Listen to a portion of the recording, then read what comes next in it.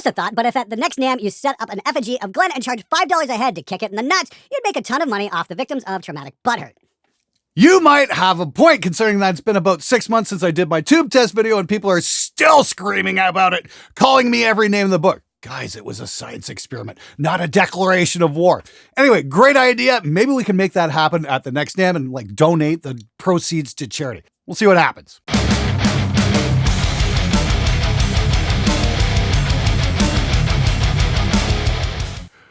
All right, good morning, everybody. How's it going? Hope you're going to have an amazing day. It's time for SMG Viewers Comments. This is episode number 307, my weekly show where I try and answer your comments and questions about gear, music, and all the rest of that stuff to the best of my ability. If you've got a question you've got answered, I want to hear from you. If I think it can benefit the viewers as a whole, I'll be more than happy to put it on the show. Let's get right to it. Hi Glenn, I purchased a Scarlett Solo 3rd Gen a while back and never really like it. Following your comments, I gave it another go, but I still feel like it sounds like shit. I can't get a nice clean sound out of it. It sounds thin and clips all the time, even when I'm turning down the volume on my guitar. I'm probably a worthless piece of scum for not being able to use my gear properly. That's a given, but what am I doing wrong? Thanks, and fuck you. You're not worthless, you're just new, and here's the thing, we're all new at one point or another. The thing is, we keep going, we learn from our mistakes, and we learn what not to do. Now, I have no idea what system you're using or how it's set up or what DAW you're using or how old your machine is, so I'm just going to take a wild guess that if you're based in Windows, you might not be using the ASIO drivers. That's ASIO, Audio System In Out. Those are the drivers you want to be using, not the built-in Windows drivers, because they're complete and total dog shit.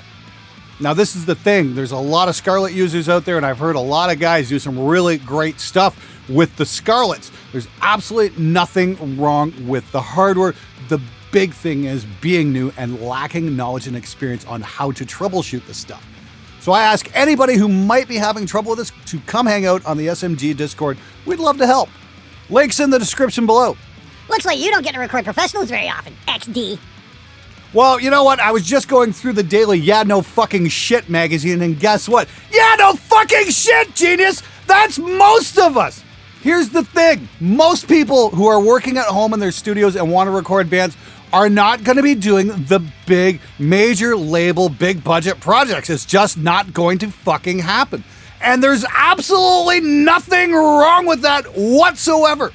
I recorded local bands for over 2 decades, and I'm more than happy to have been able to even do that. The thing I'll say to everybody out there who's working in their bedroom or their garage or their basement is that you're not going to learn massive production skills by working in top-level studios with top-level musicians. Those aren't the people who need to be produced. It's the local guys, the people who've never been in a studio before, who don't know what to expect. Those are the people who need the help. And ultimately, that's your job, is to help them realize their artistic goals and hopefully do it within a reasonable budget. The whole reason I started this show is because I've been working with local bands and I see them making the same mistakes over and over and over again. The whole idea is ultimately to save those clients some money. Now, I do get to work with the occasional top-level musician, and those sessions are just awesome. It's sit back, hit record, and go through a few different takes and go, yep, okay, that's great.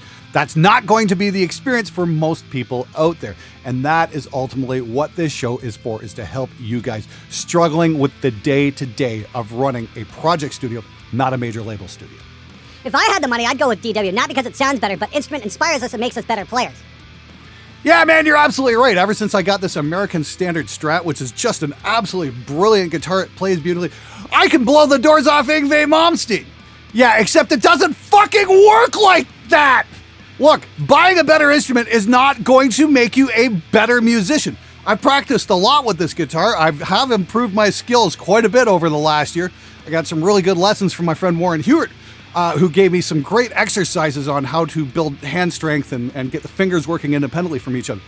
But I'm still a mediocre guitar player at best, even though I have this absolutely brilliant guitar. It's complete nonsense thinking that buying a great instrument is going to inspire you to be a better musician. The only thing that's going to make you a better musician is practice.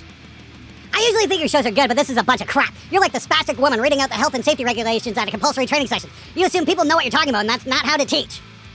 Oh, you're talking about my how to use a compressor video, the one that's got hundreds of thousands of views and tens of thousands of thank yous for, hey, you finally explained this to me. Now, here's the thing. I don't assume that people know what I'm talking about, but I am going to assume that they're not morons. I'm sorry I missed it with you.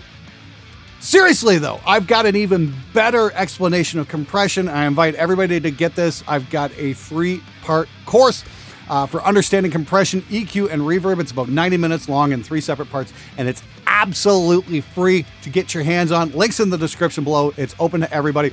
So it answers a lot of the questions you're too afraid to ask and kind of explains everything in very simple terms. So if you found that initial video to be a little too confusing, I'd recommend grabbing the free course because it really goes into in-depth and explains it all in very simple to understand language. Good luck, dude! Enjoying the back to basics on recording, but you have skipped over the first thing that you must learn when working in a studio. How to wrap cables! Let's stir up some shit. Are you over, under, or have you perfected how to twist a cable in your hand? Actually, I use the over-under these days. During my college days, I was taught the cable twist method at Frisch Corn Associates, which was like Canada's largest AV staging house.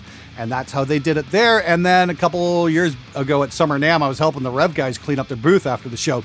And, Derek Eastveld at Rev was kind enough to show me how to do the over-under wrap. And I really do like that because it's really easy to do. And then throwing cables out and just having them unspool in the air is just absolutely amazing. Love doing it that way. That's how I do all my stuff these days. And if you're doing it any other way, you're wrong!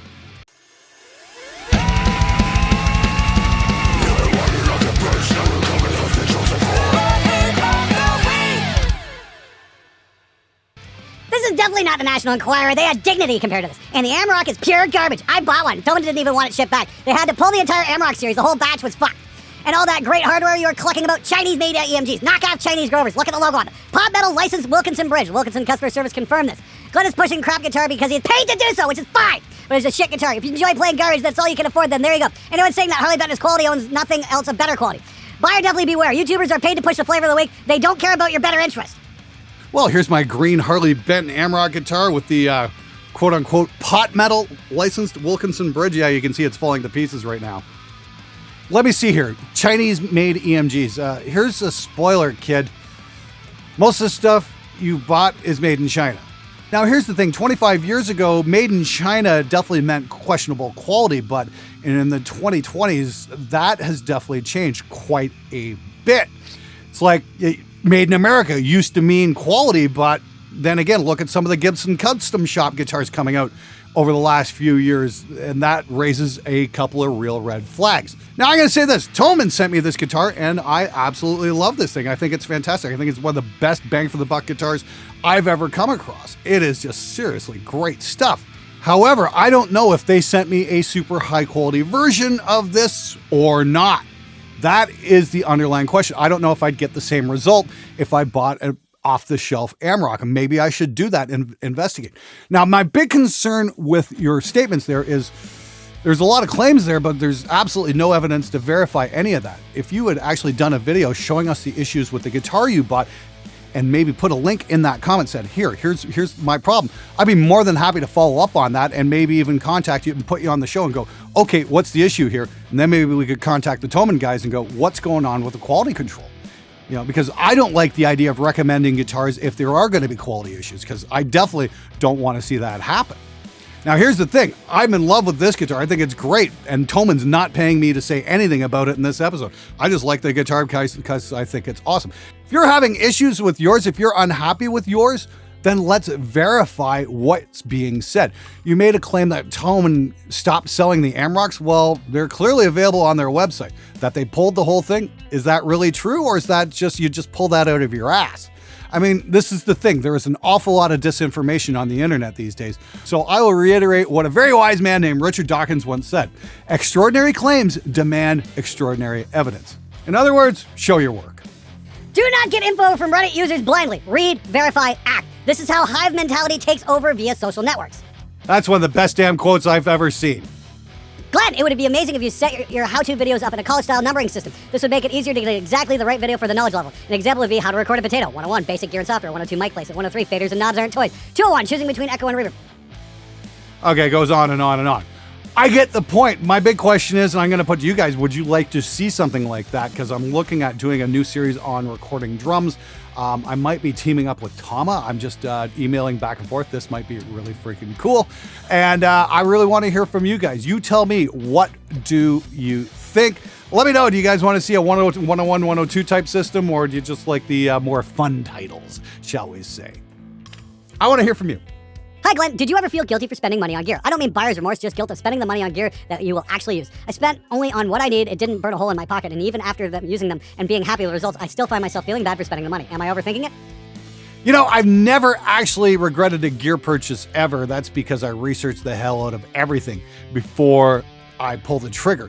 I mean, I remember, getting my very first high-end preamp, which is a Vintech Dual 72. I think I researched that thing for about 3 months before I finally bought it, and that wound up on a lot of records. That's the thing with most of my stuff, though, that I was buying for the studio. I was basically taking the money I made from recording bands and putting it directly back into the gear so I could make better records.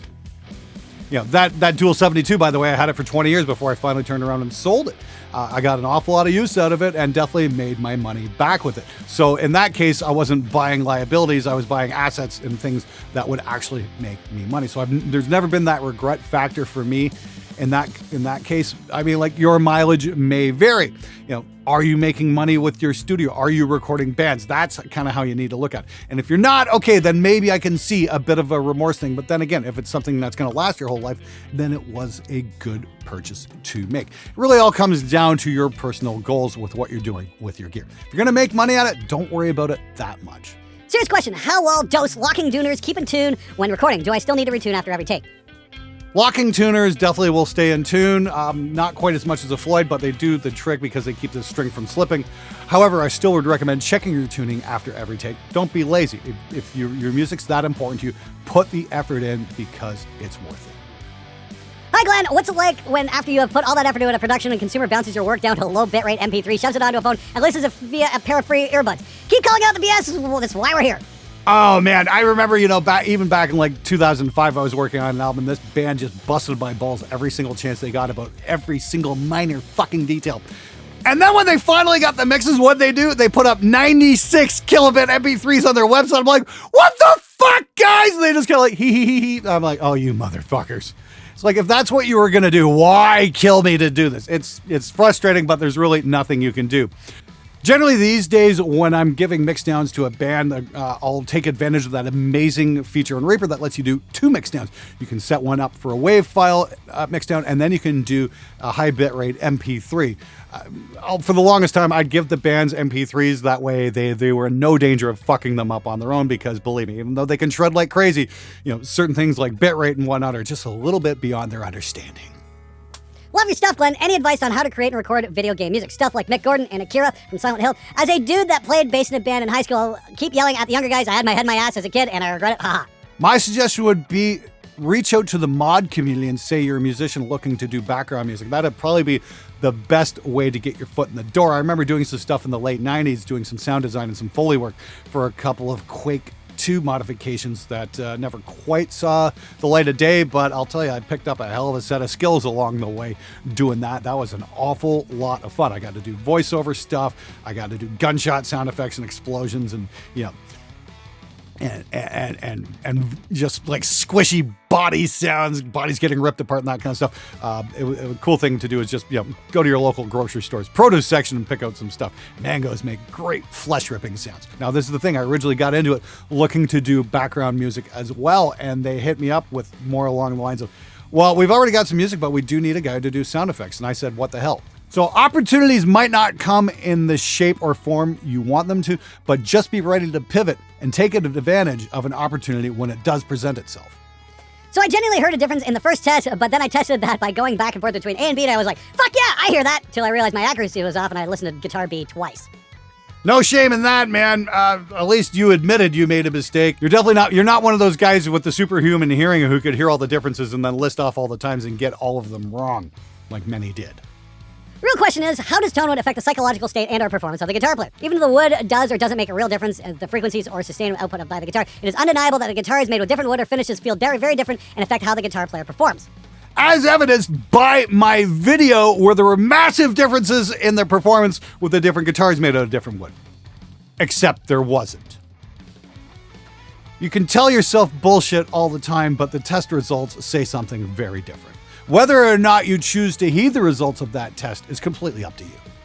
Tonewood is like a religion to many guitar players like tubes. It's like trying to convince a Christian or Islamic fundamentalist that God doesn't exist with logical arguments. You are never ever going to convince the Tonewood Brigade with 1,000 tests, blind or otherwise. I'm proud to say I never heard any major differences in the separate clips. Nothing that could not be solved with a cheap EQ pedal if it was that important. No need to drop thousands on special woods. Even more so when you consider that 5 to 10% tolerance differences in electronics like the pickups and pots alone could account for that difference. And in the full mix, it all sounded the same to me. But then again, I expected as much as Tonewood is bunk. I select and build my guitars solely based on looks visually pleasing, not because of some innate super duper sound abilities. I've got no argument with that. My test results were pretty obvious. Once we got into the full mix, any difference that did present itself pretty much vanished completely. And I am going to be doing a follow-up video on that very, very soon. So keep your eyes peeled for that. Maybe I'll have that out next week. It's going to be interesting to see. I might have to come up with a different criteria to give away one of those amazing Charbonneau guitars. Stay tuned for that. I think you guys are going to like the episode. I've been producing home recorded stuff for years now, and I think the thing holding me back is just my ear, because I don't think I have a very good ear for what does or doesn't sound good in a mix. So it usually ends up being just a mediocre mix that anyone I know could do better. David, the fact you're at that stage means you're progressing. Just keep at it, my friend. Here's the thing. We all think that at one time or another. It's like, do I just suck? When am I ever going to get better? The thing is, you got to persevere. Most of us just won't admit it, but we all go through that stage. Good luck, dude. Keep going. Hey, Glenn, I love your content. You break everything down in a way that makes sense, and you know your shit. Thanks for everything. Go fuck yourself.